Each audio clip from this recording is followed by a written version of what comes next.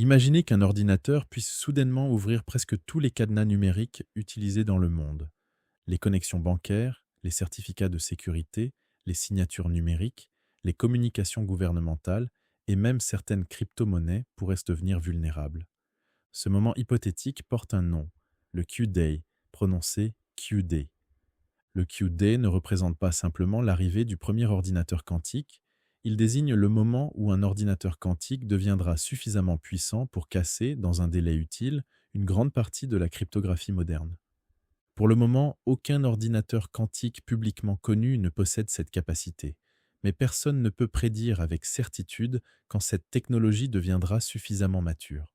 Le problème est que le remplacement de tous les systèmes cryptographiques du monde peut prendre 10, 15 voire 20 ans. Il faut donc commencer à agir bien avant l'arrivée de la menace. Avant d'aller plus loin, il est important de différencier deux notions. La cryptographie quantique utilise directement les lois de la physique quantique. Elle peut, par exemple, transmettre une clé de chiffrement à l'aide de photons. La cryptographie post-quantique, elle, fonctionne sur nos ordinateurs actuels. Elle utilise de nouveaux problèmes mathématiques que l'on pense difficiles à résoudre, aussi bien pour un ordinateur classique que pour un ordinateur quantique. Pour comprendre pourquoi cette transition est nécessaire, commençons par étudier les mathématiques de la cryptographie actuelle. Prenons l'exemple de RSA. RSA repose sur une asymétrie mathématique très simple à comprendre. Multiplier deux grands nombres premiers est facile. En revanche, retrouver ces deux nombres à partir de leurs résultats devient extrêmement difficile lorsqu'ils contiennent plusieurs centaines de chiffres. Prenons un exemple volontairement très petit. Nous choisissons deux nombres premiers, 3 et 11, nous les multiplions. 3 multiplié par 11 donne 33. Ce nombre, 33, fera partie de la clé publique. Nous devons maintenant calculer ce que les mathématiciens appellent l'indicatrice d'Euler. Pour cela, nous prenons le premier nombre moins 1, puis le second nombre moins 1. 3 moins 1 donne 2, 11 moins 1 donne 10. 2 multiplié par 10 donne 20. Nous choisissons ensuite le nombre 3 comme exposant public. Il nous faut maintenant trouver un exposant privé. Nous choisissons 7, car 3 multiplié par 7 donne 21. Et lorsque nous divisons 21 par 20, le reste est égal à 1. La clé publique contient donc les nombres 33 et 3. La clé privée contient le nombre 7. Supposons maintenant que notre message soit représenté par le nombre 4. Pour chiffrer ce message, nous calculons 4 puissance 3. 4 puissance 3 donne 64. Nous divisons ensuite 64 par 33 et nous conservons uniquement le reste. Le reste est 31. Le message chiffré est donc représenté par le nombre 31. Pour le déchiffrer, le destinataire calcule 31 puissance 7, puis conserve à nouveau le reste de la division par 33. Le résultat final est 4. Nous retrouvons donc le message original. Mais pourquoi cela fonctionne-t-il? La réponse vient du théorème d'Euler. Ce théorème montre que, dans certaines conditions, lorsqu'un nombre est élevé à une puissance particulière, il revient à une valeur équivalente lorsqu'on conserve uniquement le reste d'une division. Dans RSA, l'exposant privé est spécialement choisi pour annuler l'effet de l'exposant public. Le chiffrement applique donc une transformation mathématique au message et le déchiffrement applique la transformation inverse. Pour calculer la clé privée, il faut toutefois connaître l'indicatrice d'Euler. Et pour calculer cette indicatrice, il faut connaître les deux nombres premiers utilisés au départ. Dans notre petit exemple, retrouver 3 et 11 à partir de 33 est évident. Mais dans un véritable système RSA, le nombre public contient généralement des centaines de chiffres. Un ordinateur classique ne connaît pas de méthode suffisamment rapide pour retrouver les deux facteurs premiers. C'est précisément ici que l'ordinateur quantique change les règles du jeu. En 1994, le mathématicien Peter Shor a présenté un algorithme quantique capable de factoriser efficacement de grands nombres. L'algorithme de Shor ne cherche pas directement les diviseurs du nombre.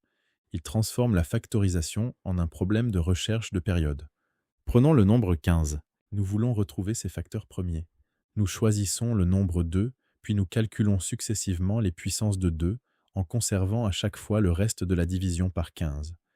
2 puissance 0 donne 1, 2 puissance 1 donne 2, 2 puissance 2 donne 4, 2 puissance 3 donne 8, 2 puissance 4 donne 16. Et lorsque nous divisons 16 par 15, il reste 1. Nous avons donc obtenu la suite suivante. 1, 2, 4, 8, puis à nouveau 1. La suite recommence après 4 étapes. Sa période est donc égale à 4. Comme cette période est paire, nous divisons 4 par 2, nous obtenons 2. Nous calculons ensuite 2 puissance 2, ce qui donne 4. Nous prenons 4 moins 1, ce qui donne 3. Le plus grand diviseur commun entre 3 et 15 est 3. Nous prenons ensuite 4 plus 1, ce qui donne 5. Le plus grand diviseur commun entre 5 et 15 est 5. Nous venons donc de retrouver les deux facteurs du nombre 15, 3 et 5. Cette méthode fonctionne parce que la période permet de construire une différence entre deux carrés. Cette différence se transforme en un produit de deux termes. Chacun de ces termes peut alors partager un diviseur avec le nombre que nous cherchons à factoriser. La partie véritablement difficile consiste à trouver la période. Un ordinateur classique doit effectuer de nombreux calculs successifs. Un ordinateur quantique peut utiliser une superposition de plusieurs valeurs, puis exploiter les interférences quantiques afin de révéler la structure périodique de la fonction. Pour cela, l'algorithme de Shor utilise une opération appelée transformée de Fourier quantique. Cette opération renforce les fréquences correspondant à la période recherchée et réduit les autres par interférence. Lorsque le système est mesuré, le résultat obtenu permet d'estimer la période. Une méthode mathématique appelée développement en fraction continue permet ensuite de retrouver sa valeur exacte. L'ordinateur quantique ne teste donc pas simplement les nombres plus rapidement. Il transforme le problème, puis utilise les interférences quantiques pour en extraire une structure cachée. Si un ordinateur quantique suffisamment puissant exécutait l'algorithme de Shor sur une clé RSA réelle, il pourrait retrouver les facteurs premiers. À partir de ces facteurs, il pourrait recalculer la clé privée. RSA ne serait alors plus sécurisé. Les courbes elliptiques sont également menacées. Dans la cryptographie sur courbes elliptiques, on choisit un point de départ et un entier secret. On applique plusieurs fois une opération mathématique au point de départ afin d'obtenir un nouveau point public. Effectuer cette opération dans le sens direct est facile. Mais retrouver l'entier secret à partir des deux points est considéré comme extrêmement difficile pour un ordinateur classique. Ce problème porte le nom de logarithme discret.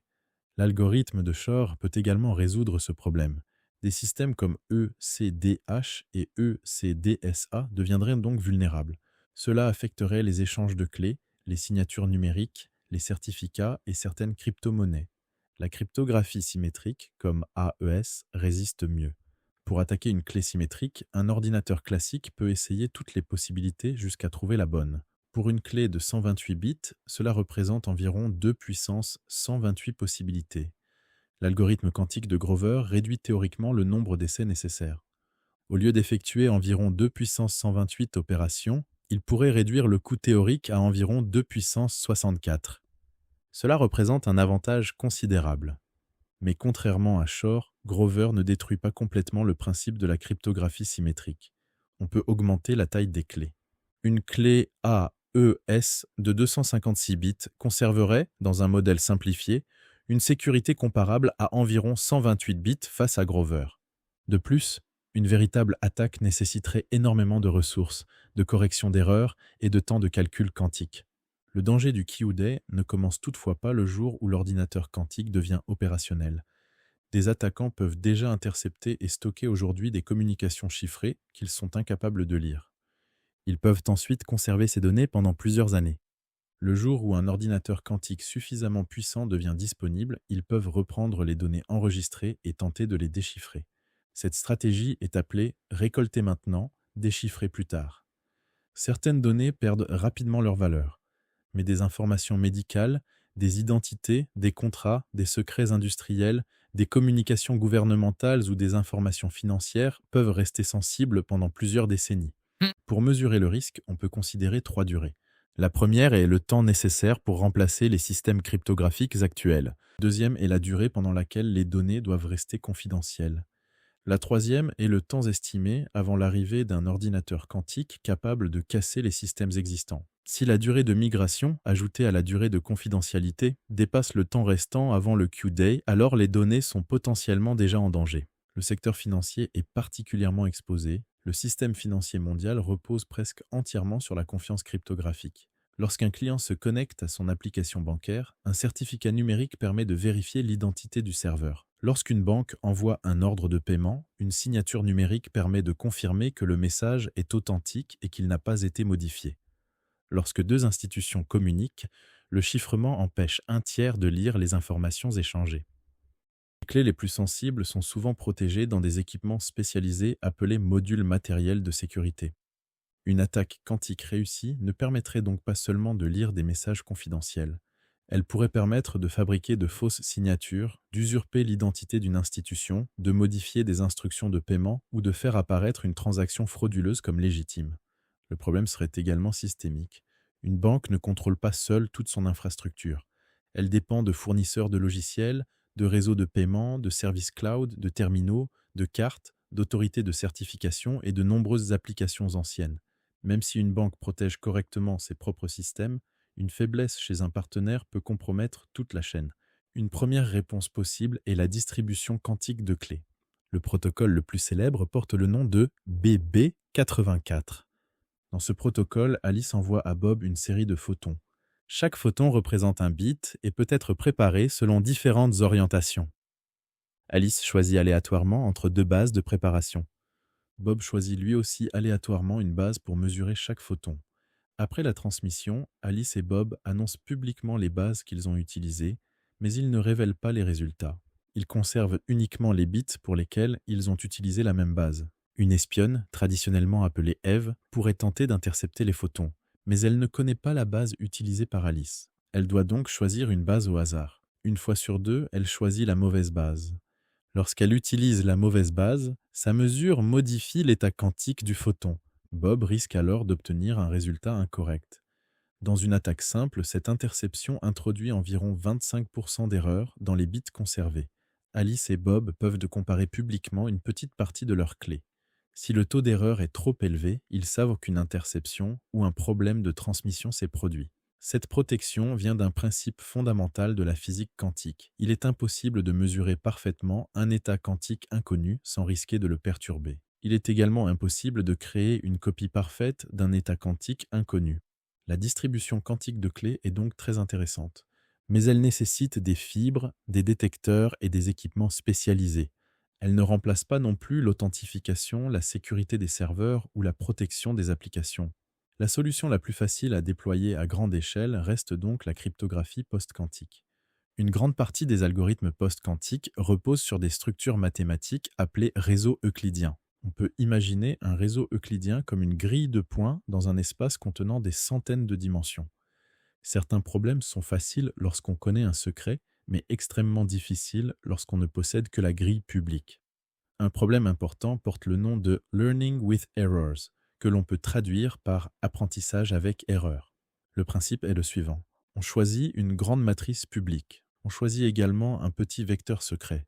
On multiplie la matrice par le vecteur secret, puis on ajoute de petites erreurs aléatoires.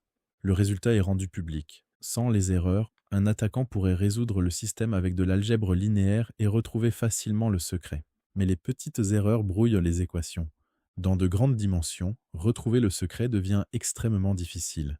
Pour chiffrer un message, l'expéditeur combine la matrice publique, le résultat bruité et plusieurs petites valeurs aléatoires. Le message est représenté par une position proche de 0 ou par une position proche de la moitié d'une valeur de référence. Le destinataire utilise sa clé secrète. Grâce à cette clé, les grands termes mathématiques s'annulent. Il ne reste qu'un petit bruit autour de la valeur représentant le message. Si le résultat est proche de 0, le bit est interprété comme un 0. S'il est proche de la moitié de la valeur de référence, le bit est interprété comme un 1. Le système fonctionne donc parce que le bruit reste suffisamment petit pour que le destinataire puisse distinguer les deux cas. L'attaquant, lui, ne possède pas le secret permettant d'annuler les grands termes. Il ne voit qu'un système composé de nombreuses équations bruitées. Cette asymétrie permet de construire des mécanismes d'échange de clés et des signatures résistantes aux attaques quantiques connues. La transition vers ces nouveaux algorithmes reste néanmoins complexe. Les clés et les signatures post-quantiques peuvent être beaucoup plus volumineuses.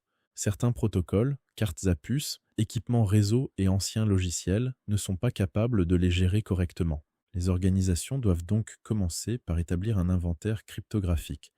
Elles doivent identifier tous les endroits où elles utilisent RSA, Diffie-Hellman, les courbes elliptiques ou d'autres mécanismes vulnérables.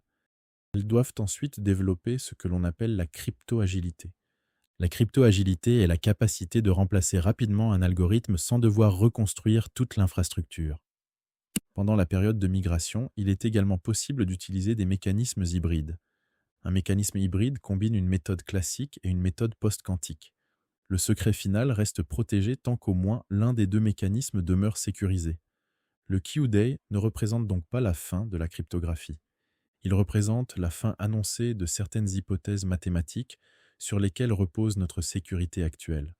L'algorithme de Shor menace la factorisation et le logarithme discret. L'algorithme de Grover réduit théoriquement la sécurité de certaines recherches exhaustives, mais les réseaux euclidiens, les codes correcteurs, les fonctions de hachage et la physique quantique offrent de nouvelles défenses. La véritable course ne consiste donc pas seulement à construire le premier ordinateur quantique capable de casser la cryptographie moderne. Elle consiste à remplacer les fondations numériques du monde avant que quelqu'un ne soit capable de les briser. Et dans cette course, le secteur financier n'a pas le droit d'arriver en retard.